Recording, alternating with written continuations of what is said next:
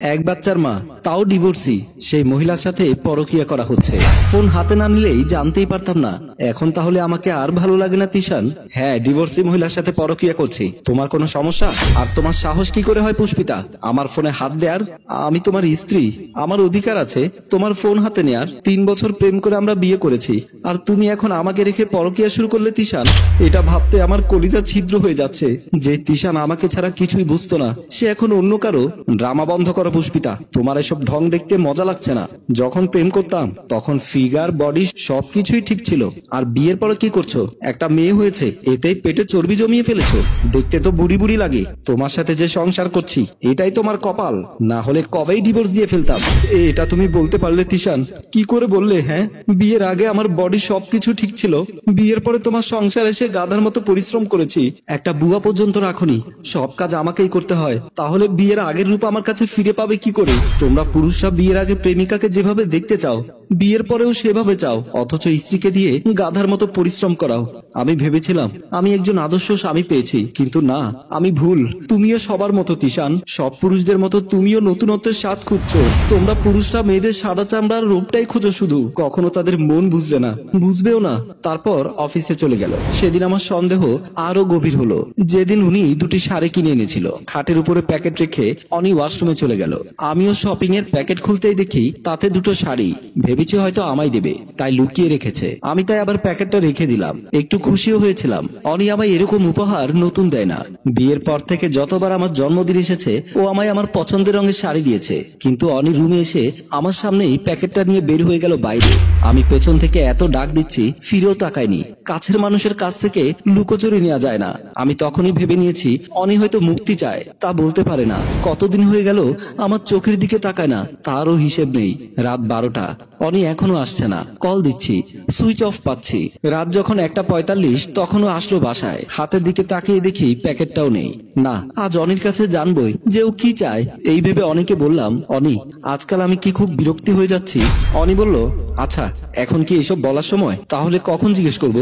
আচ্ছা, শাড়িগুলো কার জন্য? অনি হঠাৎ খেপে গেল। এমন রাগ আমি কখনোই দেখিনি। কারো দরকারি জিনিস হাতে নেওয়ার আগে জিজ্ঞেস করতে হয়, সেটা জানো না? আমি অবাক হয়ে ওর দিকে তাকিয়ে আছি। ভাবছি এতদিনেও ওর আর আমার মাঝে কারো শব্দটা রয়ে গেছে। আমি নিতান্তই খুব অভিমানী, কিন্তু ঝগড়া খুব কম করতে পারি। আমি আবারও জিজ্ঞেস করলাম, শাড়িগুলো কার? অনি প্রশ্নের উত্তর না দিয়েই আমার দিকে চোখ বড় বড় করে তাকিয়ে ওয়াশরুমে চলে গেল। বাইরে বৃষ্টি নামলো। আমি তাতে ভাঙনের শব্দ পেয়েছিলাম বারবার। 8 বছরের তিল তিল করা বিশ্বাসের ভাঙন, ভালোবাসার ভাঙন, আস্থার ভাঙন। নীরবে অনেকক্ষণ কান্না করলাম। ওয়াশরুম থেকে বের হয়ে অনি শুয়ে পড়লো। আমি আবারও জিজ্ঞেস করলাম, কি খাবে না?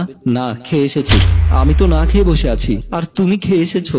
আমি কি তোমায় খেতে বারণ করেছি? আমি আর কিছু বললাম না। হয়তো আরো কিছু শুনবো যা আমি হজম করতে পারবো না, তাই আমি না খেয়েই রুমে গিয়ে শুয়ে পড়লাম। ওপাশ ফিরে শুয়ে থাকলেও পাশের মানুষটা যে ঘুমাচ্ছিল আমি খুব বুঝলাম। এতদিন ওকে আমি খুব চিনে নিয়েছি। অনেক দিকে ফিরে দেখি ও চোখের উপর হাত দিয়ে শুয়ে আছে। আমার সেদিন অকারণেই খুব কান্না পাচ্ছিল। জানি না সে কান্নার পেছনের কারণ, তবে খুব কান্না পাচ্ছিল। ইচ্ছে হচ্ছিল কোনো খোলা জায়গায় গিয়ে কাঁদি। শুয়ে শুয়ে বিয়ের পরের সময়গুলির কথা ভাবি। রাত তখন 3:30 মতো। এর মধ্যেই অনির ফোনে কল আসলো। অনির ফোনে কল আসার শব্দে আমার চোখ খুলে যায়। অনি তাড়াতাড়ি কল রিসিভ করলো। এমন মনে হচ্ছিল যে অনি এই ফোনের অপেক্ষায় ছিল। ও আবার বারান্দায় গেল। আমিও বারান্দার দরজার পাশে দাঁড়িয়ে আছি। ও দেখি খুব খুশি হয়ে বলছে, এই একটা আশা নিয়ে বেঁচেছিলাম, ওর জন্য অপেক্ষা করা আজ সফল। আমি খুব খুশি, আজও শুধুই আমার। এই কথা শোনার পর অনির প্রতি আমার কেমন যেন না চাইতে ঘৃণা এসে গেল। কি সহজেও আমায় বাতিলের খাতায় ফেলে দিল, কি সহজেও আমার জায়গায় অন্য কাউকে দিয়ে দিল। অনি 8 বছরে আমার কাছে মহান হয়ে গেল, আজ এক মুহূর্তে একদম খারাপ মানুষে পরিণত হলো। আমার পক্ষে ওর সাথে থাকা আর সম্ভব ছিল না। অপছন্দ নিয়ে কাটানো গেল পছন্দের মানুষের কাছে। অপছন্দের হবার পর একসাথে থাকা যায় না। ভালোবাসার মানুষের কাছ থেকে সব নেওয়া গেলেও তাচ্ছিল্য নেওয়া যায় না। এর মধ্যে অনির কথা বলা শেষ হয়ে গেল। ও এসে দেখে আমি দরজার পাশে দাঁড়িয়ে আছি। কি ব্যাপার, তুমি আমায় লুকিয়ে লুকিয়ে দেখছো? স্পাইগিরি করো? যা আমার কাছে স্পষ্ট, তা আমার লুকিয়ে দেখার প্রয়োজন নেই। মানে একসাথে 2 নৌকায় পা দেয়া বন্ধ করো। তোমার মাথা ঠিক আছে? ও, তুমি আমায় এখন পাগল প্রমাণ করে ঘর থেকে বের করে দেবে? আমায় তো বললেই পারতে, আমি চলে যেতাম। তুমি তো কবে থেকে যাই যাই করছো। ঘর করার আগেই ভাঙার চেষ্টা করাই তোমার কাজ। তুমি লম্পট, যা আমার চিন্তা এতদিন লেগে গেছে। উফ, আমায় একটু শান্তি দাও, আমায় একটু ভালো থাকতে দাও। আমি আর কিছু বলতে পারিনি। আমার কাছে সব স্পষ্ট হয়ে গেল। এর মাঝে আবারও কল আসলো। অনেক কল রিসিভ করে শুকনো মুখ নিয়ে বলল, আচ্ছা আমি আসছি। তখনই আমি ঘড়িতে তাকিয়ে দেখি 4:10 বাজে। এই সময় কে ওকে ডাকে, আরো যেতে রাজি হয়ে গেল। আচ্ছা অনি, শোনো, আমি জানি যার কিছু দেওয়ার ক্ষমতা নেই তাকে কেউ পছন্দ করে না। আমায় তার চেয়ে মুক্ত করে দাও। কিভাবে মুক্তি চাও? তার মানে তুমি বলতে চাও আমি তোমায় শিকল পরিয়ে রেখেছি?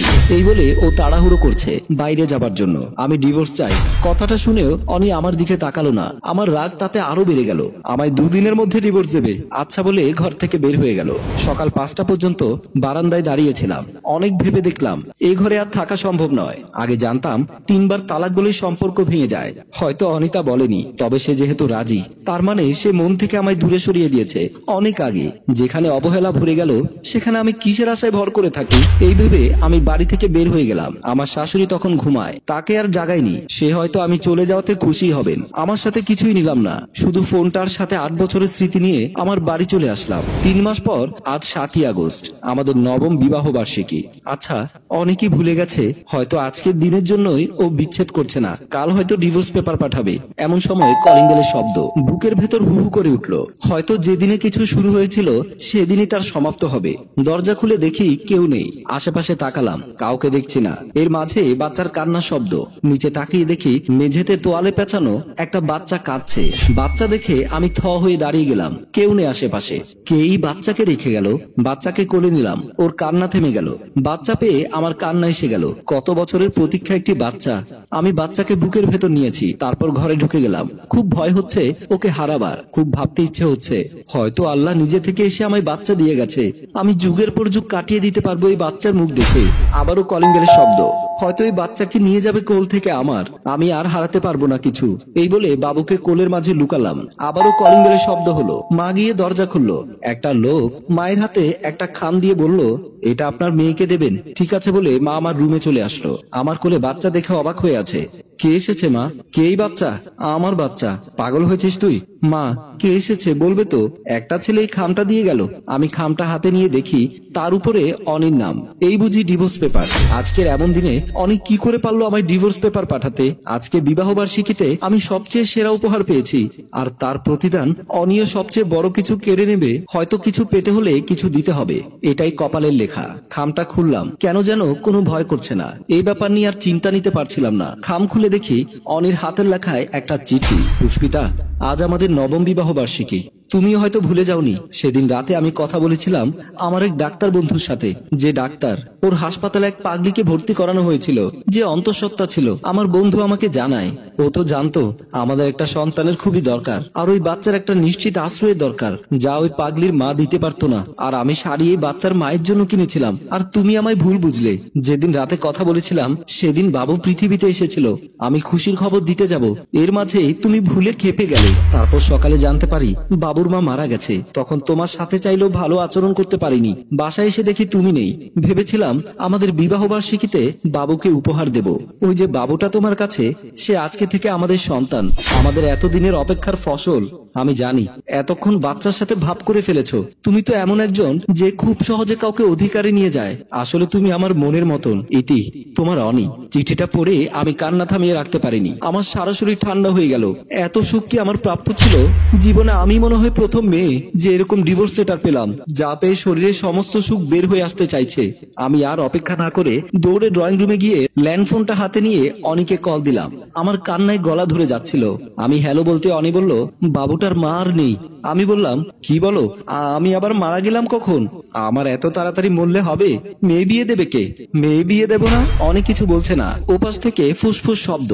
আমি খুব বুঝছি অনেক কাঁদছে। আমি বললাম, এই খারাপ লোক, তাড়াতাড়ি এসে আপনার বউ আর বাচ্চাকে নিয়ে যান, আমরা দুজনেই কাঁদছি। কথা বলতে দরজাটা খুললো অনি। বলল, আমি কি ভেতরে আসবো? কখন থেকে বাড়ির সামনে দাঁড়িয়ে আছি। বাচ্চার বাবা হয়েছি, বয়স হয়েছে, এখন কি আর শক্তি আছে দরজা ভাঙার? আমি দৌড়ে গিয়ে তাকে জড়িয়ে ধরলাম এবং কান্নায় ভেঙে পড়লাম। আর এখানেই আমাদের গল্পের সমাপ্ত হয়। সম্মানিত দর্শক, প্রতিদিন গল্প পোস্ট করার পরেও অনেকে শুধু নেক্সট নেক্সট করেন খুঁজে না পেয়ে। যারা গল্প খুঁজে পান না তারা অযথা বকবক না করে ইনবক্স করতে পারেন, গল্প দেয়া হবে। ধন্যবাদ। গল্পটি পড়া শেষে কৃতজ্ঞতা স্বরূপ একটা রিয়েক্ট কমেন্ট করবেন, এই আশা করতেই পারি। ধন্যবাদ। গল্পটি ভাবনা ও প্রযোজনায় মঞ্জুর মোর্শেদ, পরিচালনায় রেজাউল কবির চৌধুরী, ক্যামেরায় হানিফ।